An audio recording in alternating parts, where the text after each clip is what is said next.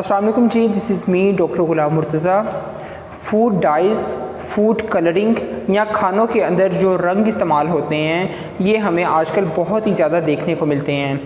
Nearly 80% चीज़ें जो हम बाज़ार से परचेज़ करते हैं, जो भी एडिबल्स है खाने की चीज़ें हैं, उनके अंदर इन रंगों को लाजमी इस्तेमाल किया जाता है। और ख़ास तौर पे बच्चों की जो खाने वाली चीज़ें हैं, जिनके अंदर कैंडीज़ हैं, टॉफ़ीज़ हैं, इसके अलावा रेड वेलवेट केक या पेस्ट्रीज़ हैं, मार्शमेलो, कस्टर्ड, इन सब चीज़ों को फ्लेवरिंग देने के लिए और उस फ्लेवर के मुताबिक कलर दिया जाता है ताकि उसकी जो अपीयरेंस है वो बहुत ज़्यादा अपीलिंग लगे। और ज़ाहिर सी बात है, जब इन फ्लेवर्स के मुताबिक उसे कलर दिया जाता है तो बच्चे उसकी तरफ ज़्यादा अट्रैक्ट होते हैं।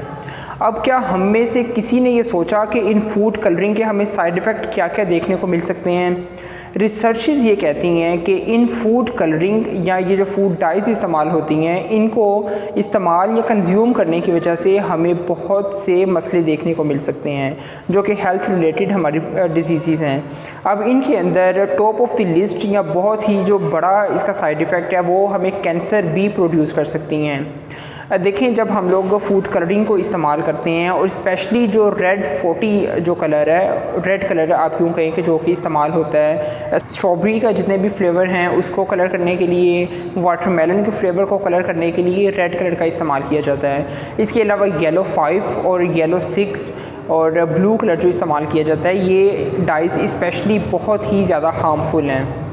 रिसर्चेस के मुताबिक जब हम लोग इन्हें कंज्यूम करते हैं तो ये हमारी बॉडी के अंदर जाके हमारे सेल्स या जो हमारे खुलिए के बनने का अमल है उसको डिस्टर्ब कर देती हैं। जब ये प्रोसेस डिस्टर्ब होता है तो वहाँ पे हमें ट्यूमर देखने को मिलता है या सेल्स बहुत ज़्यादा उनकी ग्रोथ शुरू हो जाती है विदाउट एनी चेक। जितने हमें चाहिए थे सेल्स हमारी बॉडी में और जितने टूट रहे होते हैं उनके दरमियान में कोई बैलेंस नहीं रहता। जब ये बैलेंस आउट हो जाता है तो वहाँ पे हमें ट्यूमर देखने को मिलता है जो कि अल्टीमेटली कैंसर का एक रीज़न बन सकता है। इसके अलावा फूड कलरिंग या फूड डाइज़ का एक बहुत बड़ा नुकसान ये भी है कि बच्चों के अंदर attention deficient hyper activity disorder, ये एक ऐसी डिज़ीज़ है जिसके अंदर हमारे बच्चे बहुत ज़्यादा यूँ कहें कि वो बेचैनी की तरफ रहते हैं या वो किसी चीज़ की तरफ फोकस नहीं कर पाते और हर एक टास्क को जल्दी जल्दी से परफॉर्म करते हैं। उनका पढ़ाई के अंदर दिल नहीं लगता और बहुत ही अनयूजुअल और जिन चीज़ों का कोई मकसद नहीं होता ऐसी ही उन्हें सोचें आना शुरू हो जाती हैं। अब attention deficient hyper activity disorder की एक बहुत ही बड़ी वजह ये फूड डाइज़ का इस्तेमाल है।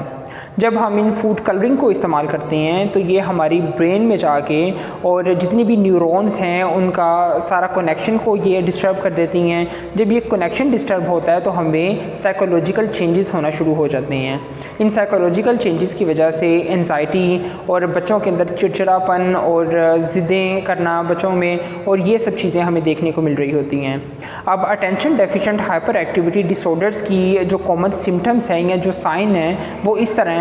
कि इसके अंदर बच्चे एक चीज़ के ऊपर फोकस नहीं कर पाते, वो किसी भी टास्क को मुकम्मल तरीके से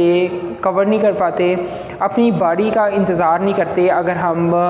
किसी एक ऐसी जगह पे हैं जहाँ पे इवन बच्चे अगर किसी प्लेग्राउंड के अंदर हैं, दूसरे बच्चों के साथ खेल रहे हैं, तो वो अपनी बारी का इंतज़ार नहीं करेंगे बल्कि दूसरों के साथ वो फ़ाइट करना शुरू कर देते हैं। इसके अलावा उन्हें अनयूजुअल थॉट्स का आना शुरू हो जाता है, प्रोसेस सोचें ऐसी आती हैं जो कि बच्चों को डिस्टर्ब बहुत ज़्यादा करती हैं, जिसकी वजह से अल्टीमेटली उनका पढ़ाई के अंदर दिल नहीं लगता और ये सब मसले देखने को मिल रहे होते हैं। आगे चल के ये सारी सोचें उन्हें सुसाइडल अटैम्प्ट्स की तरफ भी लेके जा सकती हैं या उनके दिमाग के अंदर हर वक्त सुसाइड करने के ये प्लान्स चलते रहते हैं। तो देखें ये फूड डाइज़ किस कदर हमारे लिए हार्मफुल हैं। फूड डाइज़ या फूड कलरिंग के जितने भी नुकसानात हैं, इनसे बचने का एक सबसे बड़ा और ज़रूरी स्टेप ये है कि हम बाज़ार की जितनी भी चीज़ें हैं और स्पेशली जो कैंडीज़ और चॉकलेट्स, टॉफ़ीज़, इस तरह की जितनी भी चीज़ें हैं उन्हें मैक्सिमम तौर पे प्रिवेंट करें। अपने घर की बनी हुई चीज़ों को हम इस्तेमाल अगर करना शुरू करें तो घर की बनी चीज़ों के अंदर या तो फूड कलरिंग को बहुत ही कम इस्तेमाल किया जाता है या तकरीबन 90% केसेस के अंदर इनका इस्तेमाल बिल्कुल भी नहीं किया जा रहा होता।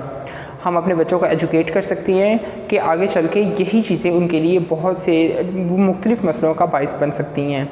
हम में से बहुत से लोगों ने ये भी नोटिस किया होगा कि बच्चों के अंदर दांतों के मसले, मसूड़ों के मसले, इसके अलावा टीथ की डिस्कलरेशन के जो मसले हैं जिसके अंदर उनके दांतों का कलर चेंज हो जाता है, ये सारे प्रॉब्लम्स भी हमें इन्हीं चीज़ों की वजह से, इन फूड डाइज़ की वजह से, आर्टिफिशियल स्वीटनर्स या जितने भी प्रिजर्वेटिव इस्तेमाल किए जाते हैं उनकी वजह से देखने को मिल रहा होता है।